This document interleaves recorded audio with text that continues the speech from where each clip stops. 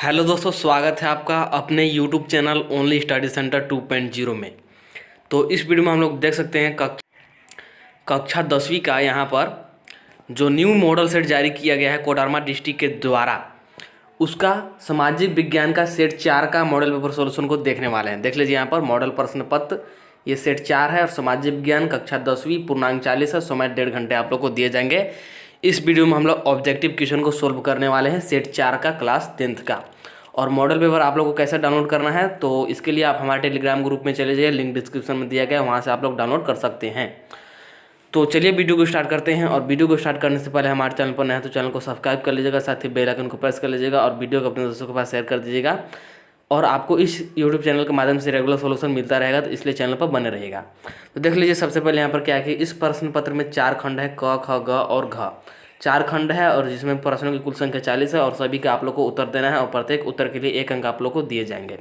तो चलिए अब बिना देर किए स्टार्ट करते हैं और आराम से सारा क्वेश्चन का यहाँ पर हम लोग सोल्यूशन देख लेते हैं। तो सबसे पहले देख लीजिए यहाँ पर पहला क्वेश्चन है, देख लीजिए क्या है कि आर्नस्ट रेनन कौन थे। तो ये जो थे आर्नस्ट रेनन, ये थे फ्रांसीसी दार्शनिक। दार्शनिक का मतलब होता है, ये आप लोग चैप्टर में पढ़े होंगे, दार्शनिक का मतलब जो एक प्रकार से सुझाव दे और उसे दार्शनिक कहा जाता है। तो ये जो थे आर्नस्ट रेनन, ये फ्रांसीसी दार्शनिक थे, यानी कि पहला का बी राइट आंसर हो जाएगा। आगे बढ़ते हैं तो आगे देख लीजिए यहाँ पर अगला क्वेश्चन कि जब फ्रांस सीखता है तो बाकी यूरोप को सर्दी जुकाम हो जाता है, किसने कहा था। यहाँ पर कहा है लेकिन यहाँ पर होगा को। तो ये किसने कहा था, ये आप लोग को पता होगा, ये आपने चैप्टर में भी बहुत बार पढ़ा होगा। ये कहा था मैटरनिक ने, यानी कि ऑप्शन नंबर बी राइट हो जाएगा। दूसरा का ऑप्शन नंबर बी राइट हो जाएगा। और ये आप लोग को याद भी हो गया होगा क्योंकि ये बहुत बार क्वेश्चन आ चुका है, तो इसे आप लोग याद रखिएगा, ऑप्शन नंबर बी राइट हो जाएगा। आगे है कि राष्ट्रवाद की पहली अभिव्यक्ति किस क्रांति के साथ हुई। तो 1789 की फ्रांसीसी क्रांति के साथ राष्ट्रवाद की अभिव्यक्ति शुरू हुई थी, या फिर राष्ट्रवाद उस समय शुरू हुआ था, ऐसा हम लोग कह सकते हैं। यानी कि ऑप्शन नंबर बी राइट हो जाएगा तीसरा का 1789 फ्रांसीसी क्रांति। आगे देख लीजिए चौथा क्वेश्चन क्या है कि दुनिया में पहली भूमिगत रेल का निर्माण कहाँ हुआ। तो ये हुआ था लंदन में, यानी कि ऑप्शन नंबर सी राइट हो जाएगा चौथा का। दुनिया में पहली भूमिगत रेल का निर्माण लंदन में हुआ था, ऑप्शन नंबर सी राइट हो जाएगा चौथा का। आगे है पांचवा कि यंग इटली एवं यंग यूरोप नामक भूमिगत क्रांतिकारी संगठन की स्थापना किसने की। ये दोनों ही इंपॉर्टेंट है, यंग इटली और यंग यूरोप, और ये अलग अलग भी पूछा जा सकता है, इसलिए आप लोग इसे याद रखिएगा। तो इसकी स्थापना किसी मेजनी ने, और कभी कभी इसका नाम मेजनी भी होता है, तो आप लोग इसे ध्यान दीजिएगा, दोनों सेम ही है।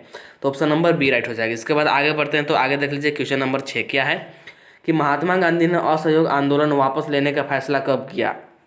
तो ये किया था फरवरी 1922 में, यानी कि छठा का ऑप्शन नंबर बी राइट हो जाएगा। फरवरी 1922 में उन्होंने असहयोग आंदोलन लेने का फैसला किया। आगे है 13 नंबर वाला कि भारतीय वाणिज्य एवं उद्योग परिसंघ यानी कि फिक्की की स्थापना कब हुई। तो फिक्की की स्थापना हुई थी 1927 ईस्वी में, ऑप्शन नंबर बी राइट हो जाएगा सातवां का भी। आगे है कि खिलाफ आंदोलन के प्रमुख नेता कौन थे। तो खिलाफ आंदोलन के प्रमुख नेता थे मोहम्मद अली और शौकत अली। ये जो थे ये प्रमुख नेता थे, मतलब कि ये इनको नेतृत्व करता एक प्रकार से बोला जा सकता है। और बहुत सारे नेता और भी थे लेकिन ये प्रमुख थे, तो इसे आप लोग याद रखिएगा। खिलाफत आंदोलन के प्रमुख नेता जो थे वो थे मोहम्मद अली एवं शौकत अली, यानी कि ऑप्शन नंबर बी राइट हो जाएगा आठवां का। आगे क्वेश्चन नंबर 9 कि नेपोलियन युद्धों के दौरान हुए बदलावों को खत्म करना किस संधि का उद्देश्य है। तो यह था वियना संधि। वियना संधि आप लोग पढ़े होंगे, इसमें क्या किया हुआ था ये आप लोग डिटेल में चैप्टर में पढ़े होंगे। तो यह था वियना संधि, यानी कि ऑप्शन नंबर बी राइट हो जाएगा। इसके बाद है क्वेश्चन नंबर 10 की विश्वव्यापी आर्थिक महामंदी की शुरुआत कब हुई। तो विश्वव्यापी आर्थिक महामंदी की शुरुआत आप लोग का हुआ था 1929 ईस्वी में, यानी कि ऑप्शन नंबर सी राइट हो जाएगा। आगे देख लीजिए, आगे है क्वेश्चन नंबर 11 क्या है, यहाँ पर देख सकते हैं कि निम्न में से किस देश में एकात्मक शासन व्यवस्था है। एकात्मक शासन व्यवस्था श्रीलंका में है, यानी कि ऑप्शन नंबर डी राइट हो जाएगा। आगे है 12 नंबर वाला, निम्नलिखित में से कौन सुमिलित है। सुमिलित यहाँ पर पूछा जा रहा है। तो यहाँ पर देख लीजिए क्या है कि समवर्ती सूची में क्या कह दिया गया, वन विभाग, उत्तराधिकार और शिक्षा, ये तीनों ही होता है समवर्ती सूची में, यानी कि ऑप्शन नंबर सी राइट हो जाएगा 12 का। आगे बढ़ते हैं तो आगे देख लीजिए क्या है 13 नंबर वाला कि अमेरिका में नागरिक अधिकार आंदोलन 1954 से 68 किसके द्वारा चलाया गया। तो ये चलाया गया था आप लोग का मार्टिन लूथर के द्वारा। यहाँ पर देख सकते हैं ऑप्शन नंबर डी राइट हो जाएगा, मार्टिन लूथर के द्वारा ये चलाया गया था। और इसके बाद आगे बढ़ते हैं तो 14 नंबर वाला क्वेश्चन देख लीजिए क्या है कि अश्वेत शक्ति आंदोलन कब हुआ। तो अश्वेत शक्ति आंदोलन आप लोग का हुआ था, यहाँ पर देख सकते हैं 1965 से 75 तक, यानी कि ऑप्शन नंबर डी राइट हो जाएगा 14 का। यहाँ पर 1966 से 75 तक है। इसके बाद देख लीजिए 15 नंबर वाला, निम्न में से कौन सा तर्क लोकतंत्र के पक्ष नहीं है। तो यहाँ पर देख सकते हैं 4 ऑप्शन आप लोग को दिए हैं कि लोकतंत्र में लोग स्वतंत्र और समानता का अनुभव करते हैं, ये सही है। फिर है लोकतंत्र में दूसरे की तुलना में विवादों को बेहतर ढंग से किया जाता है, तो ये भी आप लोग के यहाँ पर सही है। इसके बाद है लोकतंत्र लोगों के प्रति अधिक जिम्मेवार होता है, ये भी सही है। लोकतंत्र देश अन्य की तुलना में अधिक समृद्ध होता है, ये गलत है, यानी कि ऑप्शन नंबर डी आप लोग का राइट हो जाएगा। और यहाँ पर ये जो 3 तर्क है ये सही है, यानी कि ऑप्शन नंबर डी राइट हो जाएगा, क्योंकि हम लोग को गलत ही बताना था। इसके बाद आगे देख लीजिए 16 नंबर वाला क्वेश्चन क्या है कि लोगों को राजनीतिक सुधार लागू करने में सशक्त बनाने वाला कौन सा अधिनियम सर्वोत्तम है, यानी कि सर्वश्रेष्ठ है। तो यह है सूचना का अधिकार, यानी कि ऑप्शन नंबर ए राइट हो जाएगा 16 का। फिर 17 नंबर वाला देख लीजिए क्या है कि इस समय निम्न में से किस प्रकार की सरकार बेहतर मानी जाती है। तो अभी लोकतंत्र सरकार ही बेहतर मानी जाती है, यानी कि ऑप्शन नंबर सी राइट हो जाएगा 17 का भी। आगे 18 नंबर वाला कि उन समूहों को क्या कहते हैं जो सरकारी नीतियों का प्रभावित करने का प्रयास करते हैं, तो उन्हें दबाव समूह कहते हैं। जो सरकारी नीतियों को प्रभावित करने का प्रयास करते हैं उन्हें ही दबाव समूह कहते हैं। इसके बाद आगे है 19 नंबर वाला क्वेश्चन कि लोकतांत्रिक व्यवस्था के संदर्भ में कौन सा विचार सही है। लोकतांत्रिक व्यवस्थाओं ने सफलतापूर्वक, अब यहाँ पर देख सकते हैं ऑप्शन, तो आपका राइट आंसर हो जाएगा लोगों के टकराव को समाप्त कर दिया, यानी कि ऑप्शन नंबर ए राइट हो जाएगा। इसके बाद आगे है 20 नंबर वाला कि भारत में कितने राज्य और केंद्र शासित प्रदेश है। तो अभी वर्तमान में भारत में 28 राज्य और 8 केंद्र शासित प्रदेश है, यानी कि ऑप्शन नंबर सी राइट हो जाएगा 20 का। 21 नंबर वाला देख लीजिए क्या है यहाँ पर। 21 नंबर वाला आप लोग देख सकते हैं कि भारत की उत्तरी मैदान किस प्रकार की मृदा से बना है। तो ये बना है जड़ोल मृदा से, ऑप्शन नंबर सी राइट हो जाएगा। फिर है आगे 22 नंबर वाला कि भारतीय वन संरक्षण अधिनियम किस वर्ष पारित हुआ। तो ये आप लोग का पारित हुआ है, आप लोग को पता भी होगा 1972 ईस्वी में, यानी कि ऑप्शन नंबर बी राइट हो जाएगा। इसके बाद है 23 नंबर वाला कि हिमालयन यव जिससे टैक्सोल नामक पदार्थ निकलता है, ये किस रोग में कार्य करता है, ये यहाँ पर बताना है। तो ये कैंसर में काम करता है, यानी कि ऑप्शन नंबर ए राइट हो जाएगा 23 का। आगे बढ़ते हैं तो आगे देख लीजिए यहाँ पर 24 नंबर वाला कि बहुदेशीय नदी घाटी को आधुनिक भारत का मंदिर किसने कहा। तो ये भी बहुत फेमस क्वेश्चन है और ये हर बार आता है, तो ये आप लोग ऑप्शन नंबर ए राइट हो जाएगा जवाहरलाल नेहरू, इसे आप लोग याद रखिएगा। इसके बाद 25 नंबर वाला क्वेश्चन देख लीजिए क्या है कि निम्न में से कौन सा तर्क बहुदेशीय बांध के तर्क में नहीं है। तो इसका राइट आंसर हो जाएगा 25 नंबर का, आप लोग यहाँ पर देख सकते हैं यहाँ पर सी, इससे भारी संख्या में विस्थापन होता है, ये तर्क में नहीं है, ऑप्शन नंबर सी राइट हो जाएगा। और बाकी यहाँ पर ये जो है ये तीनों सही है। इसके बाद आगे बढ़ते हैं तो 26 नंबर वाला देख लीजिए क्या है। यहाँ पर देख सकते हैं कि झूम किस प्रकार की कृषि का उदाहरण है। तो ये जीवन निर्वाह कृषि है, जीवन के निर्वाह के लिए ये कृषि किया जाता है, ऑप्शन नंबर सी राइट हो जाएगा। 27 नंबर वाला देख लीजिए क्या है कि HVJ पाइप लाइन की कुल लंबाई कितनी होती है। HVJ पाइप लाइन की कुल लंबाई कितनी होती है। तो ये होता है 1700 kilometre, option number B right हो जाएगा। 28 नंबर वाला देख लीजिए क्या है कि निम्न में से किस उद्योग को आधारभूत उद्योग कहा जाता है। तो लौह इस्पात को आधारभूत उद्योग कहा जाता है।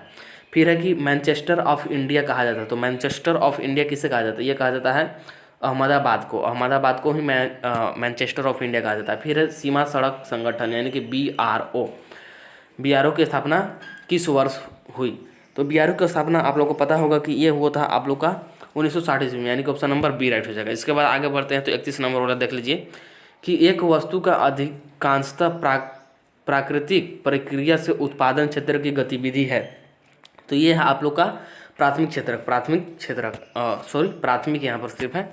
इसके बाद आगे बढ़ते हैं तो 32 नंबर वाला क्वेश्चन देख लीजिए कि कौन सा क्षेत्र भारत में सबसे बड़े रोजगार उत्पादक क्षेत्र के रूप में उभरा मतलब अभी तेजी से उभरा है। तो इसका राइट आंसर है तृतीय क्षेत्र, यानी कि सेवा क्षेत्र, ऑप्शन नंबर बी राइट हो जाएगा। इसके बाद है 33 नंबर वाला कि मान लीजिए कि एक देश में 4 परिवार हैं, इन परिवारों की प्रति व्यक्ति आय 5,000 रुपये हैं और 3 परिवारों की आय क्रमशः 4,000, 7,000 और 3,000 रुपये हैं, तो चौथे परिवार की आय क्या होगी।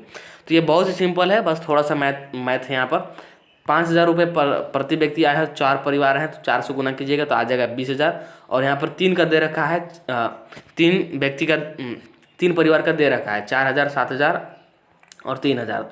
तो यह हो गया कुल 14,000 और हमारा कुल कितना हो रहा था 20,000। तो 20,000 में से 14,000 घटा देंगे तो बचा कितना आप लोग का 6,000 बचा, यानी कि ऑप्शन नंबर ए राइट हो जाएगा। इसके बाद देख लीजिए 34 नंबर वाला क्या है कि मनरेगा यानी कि महात्मा गांधी राष्ट्रीय ग्रामीण रोजगार गारंटी अधिनियम 2005 एक वर्ष में कितने रोजगार देता है? तो ये एक वर्ष में 100 दिन का रोजगार देता है, ऑप्शन नंबर ए राइट हो जाएगा। फिर है 35 नंबर वाला कि ऋण की शर्तों में कौन शामिल है? तो ऋण की शर्तों में ब्याज दर, ऋण की राशि, ऋणाधार, ये तीनों ही शामिल है, यानी कि उपरोक्त सही हो जाएगा आप लोग का 35 का ऑप्शन नंबर डी राइट हो जाएगा। इसके बाद आगे देख लीजिए 36 नंबर वाला कि वैश्वीकरण ने जीवन स्तर के सुधार में सहायता पहुंचाई है। तो 36 का राइट आंसर है ऑप्शन नंबर ए, यानी कि सभी लोगों को, ये सभी लोगों को ही सहायता पहुंचाई है। इसके बाद आगे बढ़ते हैं तो 37 नंबर वाला क्वेश्चन देख लीजिए क्या है कि राष्ट्रीय उपभोक्ता दिवस मनाया जाता है। तो राष्ट्रीय उपभोक्ता दिवस कब मनाया जाता है? यह मनाया जाता है 24 दिसंबर को।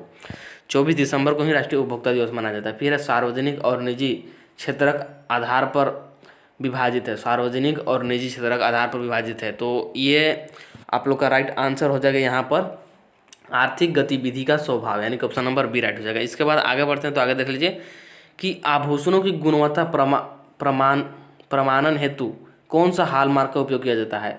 तो यह किया जाता है 1 मार्क का उपयोग, यानी कि ऑप्शन नंबर ए राइट हो जाएगा। फिर 40 नंबर वाला क्वेश्चन है कि वैसी कंपनियां जो एक से अधिक देशों में उत्पादन पर नियंत्रित करती है कहलाती है, तो उसे कहते हैं बहुराष्ट्रीय कंपनी, यानी कि ऑप्शन नंबर ए राइट हो जाएगा।